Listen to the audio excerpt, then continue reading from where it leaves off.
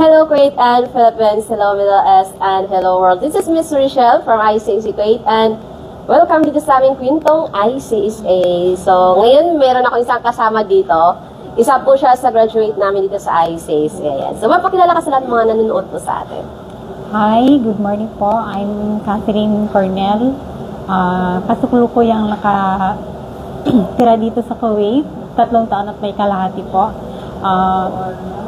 Yan. So, bali, 3 years and a half. So, bakit mo siya naisipan, ma'am, na mag-enroll? At anong course yung in-enroll mo? Na-encourage po ako ng pinsan ko na mag-enroll dito sa ICSA as a caregiver po. Ang dahilan po kaya ko kinuha yung caregiver course is gusto ko pa ng new career at saka Opportunity. increase the salary for next journey. Yes. O, ganun naman talaga. Lahat tayo nangangarap na magkaroon ng panibagong opportunity, na magkaroon ng mas magandang trabaho, mas malaki yung kita natin. Kasi alam naman talaga natin na once tayo is merong natapos, meron tayong proof of qualification natin, mas maganda yung opportunity na maaano natin in the future, makukuha natin in the future. So, kumusta yung pag-aaral mo dito sa ICSA?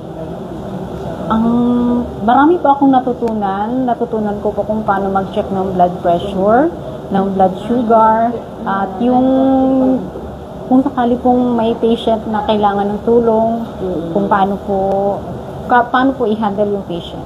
Yes, and then yung paano nyo ba ita-transfer yung pasyente din from Kumud, di ba? Ayan, so kumusta naman yung instructor mo?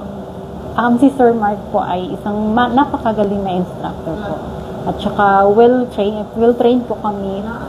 Also po sa demonstration, dapat kailangan memorize talaga. Yes, oo, yung mga kailangan yung sasabihin.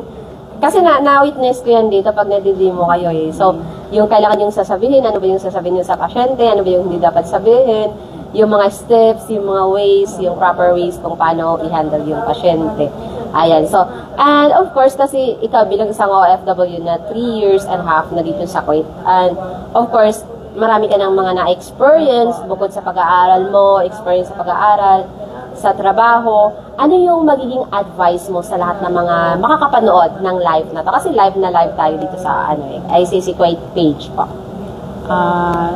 Sa lahat ng kababayan ko po dito sa Kuwait, mga OFW, encourage ko po kayo mag-enroll dito sa ICSA. Marami po silang mga offer na courses po at saka may promo discount po sila.